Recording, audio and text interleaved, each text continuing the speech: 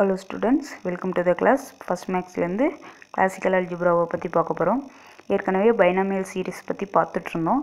binomial seriesல என்ன பார்த்தோம் அப்படினா Pascal triangle எப்படி வருது அதை யூஸ் பண்ணி நம்ம அந்த values-ஐ எப்படி calculate பண்றது அப்படினு பார்த்தோம். Next one வந்து binomial theorem பத்தி பார்த்தோம். ஓகேங்களா? இப்போ பாருங்க binomial theorem for a positive integral index. அதிலே binomial series-ஐ நம்ம எப்படி general formula எழுதுறது அப்படின்றத பத்தி பார்க்க போறோம். ஓகேங்களா? when n is a positive integer, அதாவது n ன்றது பாசிட்டிவ் இன்டிஜரா எடுத்துக்க சொல்றாங்க. ஓகேங்களா? அப்படி எடுக்கும்போது x plus a whole power n equal to அதை எப்படி எழுதுறாங்கன்னா x power n plus nc1 x power n minus 1 a plus nc2 x power n minus 2 a square plus etc. ncr x power n minus r a power r plus etc. a n வரைக்கும் எடுத்துக்கறாங்க. There are n plus 1 term in this expansion and the general term is a given by. அதாவது இந்த expansionோட general term எப்படி இருக்கும் அப்படின்னா tr plus 1 equal to ncr x power n minus r a power r. அதாவது இதில் values எல்லாம் கொடுத்துருவாங்க. என்னோட வேல்யூ, ஆரோட வேல்யூ, எக்ஸோட வேல்யூஸ் எல்லாம் கொடுத்தாங்கன்னா அதை வச்சு நம்ம சப்ஸ்டியூட் பண்ணி நம்ம பைனாமியல் தியரத்தை நம்ம ப்ரூவ் பண்ணலாம். ஓகேங்களா? In particular 1 plus x power n, அதாவது 1 plus x power n-ன்றது எப்படி கால்குலேட் பண்ணுறாங்கன்னா 1 plus nc1 x plus nc2 x square plus etc. அதாவது ஃபோர்த்து டேர்ம் வந்திருந்தா nc3 x power 3 அப்படின்னு வந்திருக்கும். அதே மாதிரி எக்ஸெட்ரா போயிட்டே இருக்கு. ncr x power r plus etc. x power n வரைக்கும் எழுதிக்கிறாங்க. ஓகேங்களா? இதை எப்படி எழுதலாம்னா c0, அதாவது அந்த cr வேர்ன்றது cr-ஓட வேல்யூ ncr அப்படின்னு சொல்கிறாங்க. பாருங்கள் இங்கே வேர் cr-ஓட வேல்யூ என்னன்னா ncr அப்படின்னு இதுன்றாங்க. ஓகேங்களா? இப்போ பாருங்கள் செகண்ட் ஸ்டெப்பில் c0 c1x plus c2x square plus etc. cr x power r plus etc. cn x power n அப்படின்னு எழுதிக்கிறாங்க. ஓகேங்களா? அடுத்தது வந்து நெக்ஸ்ட் ஒன் வந்து by putting x equal to 1 we get. x வந்து 1 அப்படின்னு கிடைக்கும்போது நமக்கு என்ன அப்படின்னா c0 minus c1 plus c2 plus etc. plus cn equal to 2n அப்படின்னு கிடைக்குது. Also by putting x equal to minus 1. அதே மாதிரி x equal to minus 1 அப்படின்னு சப்ஸ்டியூட் பண்ணும்போது என்ன கிடைக்குதுன்னா c0 minus c1 plus c2 minus c3 plus etc. into minus 1 power n cn equal to 0 அப்படின்னு கிடைக்குது. அதை வந்து எப்படி எழுதுறாங்கன்னா c0 plus c2 plus c4, அதாவது ஈவன் நம்பர்ஸில் நம்மளுக்கு வேல்யூ கிடைக்குது. அதாவது ப்ளஸ் எல்லாம் ஒரு வேல்யூவாகவும் மைனஸ் எல்லாம் ஒரு பக்கம் வேல்யூவாகவும் நம்ம எடுத்துக்க போகிறோம். ஓகேங்களா? இப்போ எடுக்கும்போது அது என்ன அப்படின்னு கிடைக்குதுன்னா c0 plus c2 plus c4 plus c6 அது மாதிரி எக்ஸெட்ரா போயிட்டே இருக்குது. அதே மாதிரி இந்த பக்கம் ஈக்குவல்ட்டி இந்த பக்கம் c1 plus c3 plus c5 plus c7 அந்த மாதிரி எக்ஸெட்ரா போயிட்டே இருக்கும். அதை எப்படி எழுதலாம்னா 2 power n divided by 2 அப்படின்னு எழுதுறாங்க. ஓகேங்களா? இப்போ இந்த கீழே இருக்க இந்த 2 power n divided by 2 அப்படின்னு இருக்குதுங்களா, இந்த டிவைடில் இருக்கிற 2 மேலே எடுத்துகிட்டு வராங்க. அப்போ 2 power n 2 power இந்த டிவைடில் இருக்கிற 1 வந்து டிவைடில் இருக்கிற 2 மேலே வரும்போது 2 power minus 1 அப்படின்னு கிடைக்கும். அடிமானம் ரெண்டும் ஒரே மாதிரி இருக்கும்போது அடுக்கு நம்ம என்ன பண்ணிக்கிறோம், ஆட் பண்ணிக்கிறோம். ஆட் பண்ணும்போது 2 into n minus 1 அப்படின்ற வேல்யூ நமக்கு கிடைக்குது. ஓகேங்களா?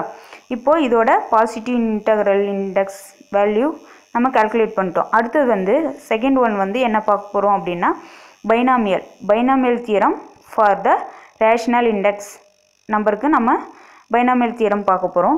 If n is the rational number and minus 1 less than x less than 1, அதாவது இந்த ரேஷனல் நம்பரோட வேல்யூ மைனஸ் 1லேருந்து ப்ளஸ் 1 வரைக்கும் இருந்தால் அதை எப்படி எழுதலாம் அப்படின்னு பார்த்தீங்கன்னா தென் 1 plus x power n equal to 1 plus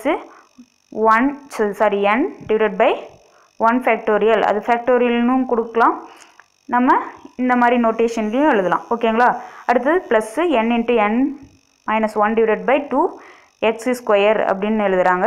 அதே மாதிரி எல்லா வேல்யூஸும் எழுதுகிறாங்க. எது வரைக்கும்னா இன்ஃபினிட்டி வரைக்கும் எழுதிக்கிறாங்க. இதுதான் நமக்கான equation 1. This infinite series also called binomial series. இந்த சீரியஸ் வந்து இன்ஃபைனைட் வரைக்கும் போகிறனால நமக்கு இது பைனாமியல் சீரியஸை கொடுத்துருக்காங்க. ஓகேங்களா? அடுத்தது பாருங்கள், நெக்ஸ்ட் ஒன் வந்து நம்ம என்ன பார்க்க போகிறோம் அப்படின்னா,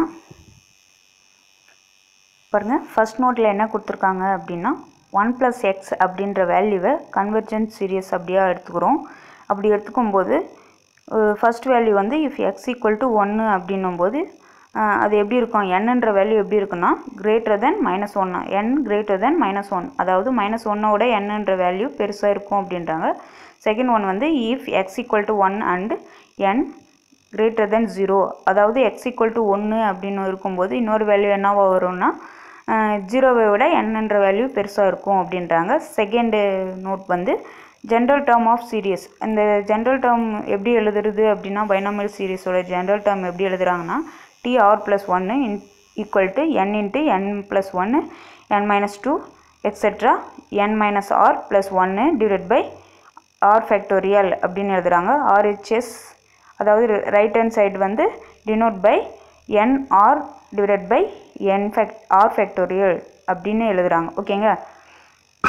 நெக்ஸ்ட் வந்து இங்கே பாருங்கள், இந்த பைனாமியல் சீரியஸோட ஜென்ரல் ஃபார்ம்ஸ். ஜென்ரலாக இதை எப்படி இது பண்ணலாம் அப்படின்னா 4 டைப்ஸில் நம்ம இதை நோட்டேட் பண்ணுறாங்க. பாருங்கள், இதுதான் அது. ஓகேங்களா? எப்படி அப்படின்னா 1 - x பவர் -1 அப்படின்னும்போது எப்படி எழுதுகிறாங்கன்னா 1 + x + x² + etc. x power n + etc. Infinity வரைக்கும் போகுது. செகண்ட் ஒன் வந்து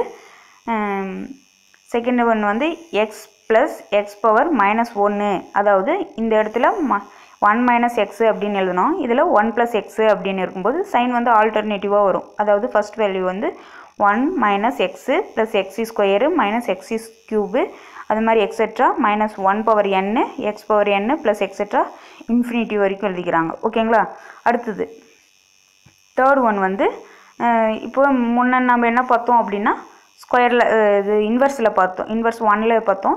இப்போ இன்வெர்ஸ் 2, அதாவது மைனஸ் ஸ்கொயரில் பார்க்குறோம். 1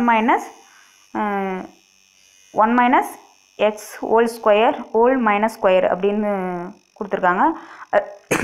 அதை எப்படி எழுதுறாங்கன்னா 1 + 2x + 3x² + 4x³ + etc. n + 1 x power n + etc. Infinity வரைக்கும் கொடுத்துருக்காங்க. ஓகேங்களா? அடுத்து நெக்ஸ்ட்டு இப்போ மைனஸில் பார்த்தோமா, நெக்ஸ்ட் ஒன்று வந்து ப்ளஸில் பார்க்குறோம். ப்ளஸில் பார்க்கும்போது என்னென்னா 1 + x ஹோல் மைனஸ் ஸ்கொயர் அப்படின்னு பார்க்கும்போது 1 - 2x + 3x² - 4x³.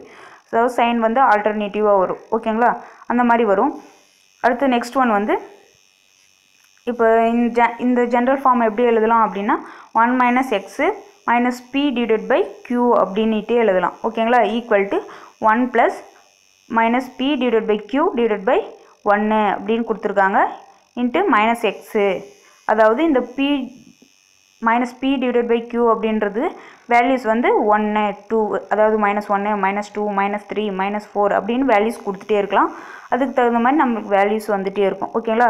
இப்போ இது சப்ஸ்டிட்யூட் பண்ணால் அதே மாதிரி அந்த ஜென்ரல் ஃபார்ம் கிடைச்சிது. ஓகேங்களா? இப்போ பாருங்கள், இங்கே லாஸ்ட் ரிமைண்டிங் முன்னே n வரைக்கும் 1 2 அப்படின்ற வேல்யூஸை வச்சு பார்த்தோம். இப்போ n வேல்யூஸை வச்சு பார்க்க போகிறோம். ஓகேங்களா? அதாவது இந்த values 1 - x power whole power -n அப்படின்றத பார்க்க போகிறோம். ஓகேங்களா? இப்போது அதில்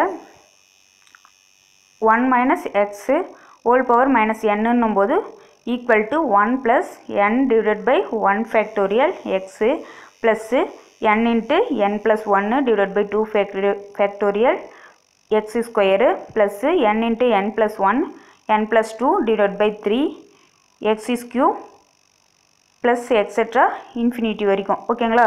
இதே மாதிரி x + x அப்படின்னும்போது ஹோல் பவர் -n போது சைன் வந்து ஆல்டர்னேட்டிவ்ஸாக வரும். மேலே இருக்கிற அதே வேல்யூஸ் தான். ஓகேங்களா?